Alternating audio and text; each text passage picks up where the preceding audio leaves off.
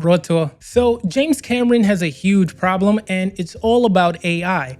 He says that it's getting hard to write science fiction. This is something he told Bill Gates recently, and essentially he says that any idea that he has is at minimum 3 years away from the screen. So he's like, how can I remain relevant in 3 years when things are changing so rapidly? So you have to think about it. Think about Terminator. When Skynet first showed up, the idea of AI wiping out humanity seemed a bit far-fetched, right?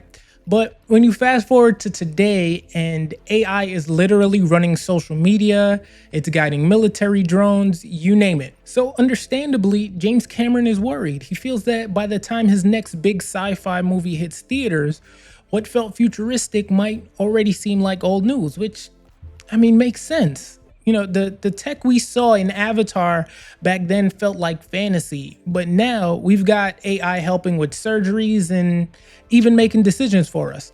The line between sci-fi and real life is getting super thin, and that's leaving creators like Cameron in a tough spot. The conversation between Bill Gates and James Cameron got deeper than just staying ahead of tech. Cameron's also worried about how we're putting too much trust in machines and leaving humans out of the loop. It's kind of like Terminator 2. Sarah Connor wasn't just fighting machines, she was battling the future itself. Now we're staring down our own tech-driven future, wondering if we're still in control. So, can filmmakers like James Cameron actually stay ahead of AI, or are they stuck playing catch-up? It's an interesting question. It's a real struggle for modern sci-fi shows as well. Take Westworld. When it first aired, the idea of AI gaining consciousness was mind-blowing. But now, AI is developing so fast that by the later seasons, it felt like the show was catching up to what's already happening in the real world. And remember Matrix Resurrections? Yeah, me neither.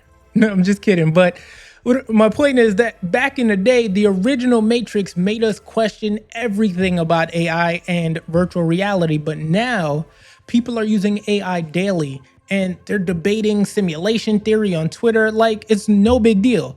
What once blew our minds is now just, well, Tuesday. So what does this mean for sci-fi? Well, it means creators have to get more creative. The old AI taking over storyline just isn't going to cut it anymore, because audiences are more tech savvy and the tech itself is evolving faster than ever. There are some shows like Devs that are taking a different approach, focusing more on how AI impacts our place in the world rather than just what AI can do. It's about digging deeper into the big questions, not just playing out worst case scenarios. Even with all this tech talk, there's something that Cameron has an understanding of about keeping sci-fi grounded. He goes on to say, as we take people out of the loop, what are we replacing their sense of purpose and meaning with? And that's the sweet spot. Sci-fi isn't just about predicting tech.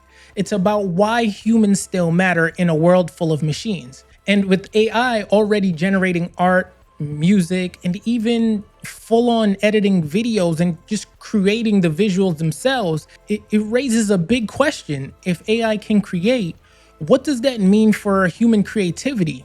Sure, AI can crank out a plot, but can it hit those emotional notes that make a story stick? Like Talib Kweli, right to your ribs, you know? That's something only humans can nail, at least for now. Even the Writers Guild of America is talking about AI's role in screenwriting. At the end of the day, creators like Cameron, other filmmakers, YouTubers, content creators in general, we will always be racing to keep up with tech. But as long as sci-fi keeps shining a light on the human experience, our fears, our hopes, what makes us who we are, it'll always have a place. The real trick is staying ahead of tech while telling stories that stick with us no matter how fast the future arrives. Because that's what sci-fi does best. It helps us make sense of a world that's changing way faster than we are. Help me help you make sense of sci-fi in this crazy world by hitting the subscribe.